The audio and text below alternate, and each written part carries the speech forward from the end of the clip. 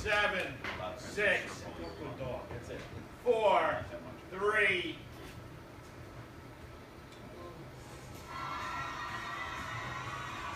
Back at 7:40, 10 years ago this month, history was made when Jack Dorsey sent the very first tweet ever. In the decade that's followed, Twitter has become the place for the world to share breaking news, historic moments, and yes, selfies, all in 140 characters or less. We're happy to have Jack Dorsey, Twitter's co-founder and now CEO, here as he celebrates a milestone. Jack, good morning. Congratulations. Thanks for having me. March 2006, you sent the first tweet ever.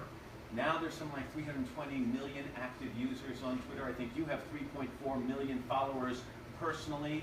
Other than sheer numbers, what's the biggest change from then to now on Twitter?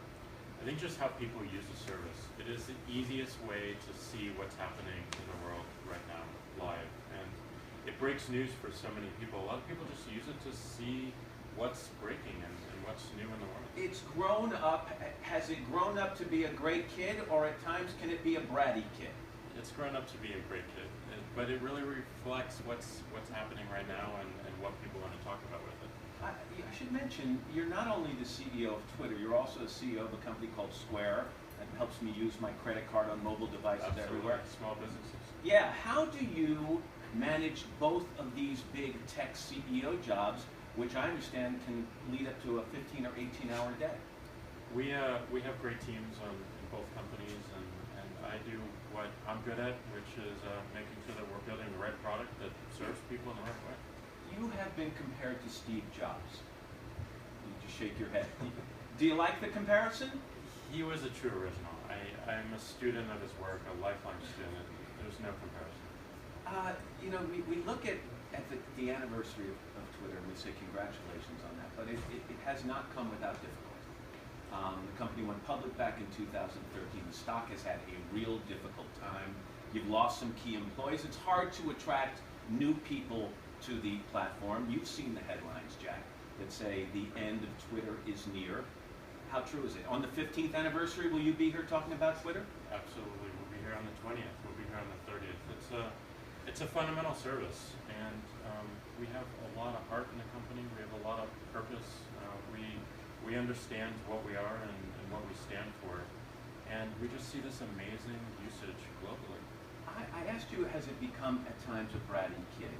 There are a certain percentage of people on Twitter who seem to me to use the platform simply to express anger and to hurt people and insult people. Does it disappoint you?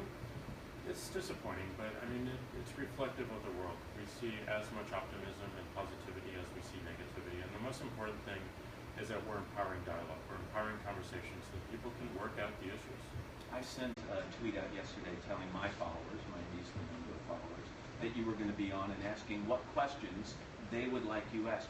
There was an enormous outpouring of questions about censorship. So let me ask you point blank. Does Twitter censor the content of its users? Does it hide what it would consider inflammatory comments, whether they be social or political? Absolutely not. Twitter has always been about controls. People can follow whoever they want, and it's our job to make sure they see the most important things and the things that will matter to them. So anybody can say anything on Twitter? The company does not go in there and take certain things out that can be dangerous?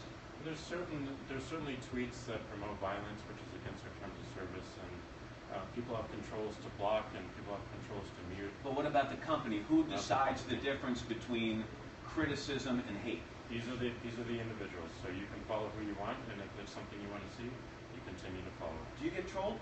Do you get nasty tweets personally? I get some complaints. I get some nastiness every now and then. As the CEO of the company, can you block people? Is that allowed?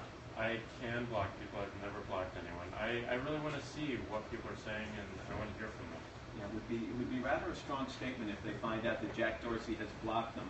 There was a disturbing development that came about not long, and you were mentioned in an ISIS propaganda video.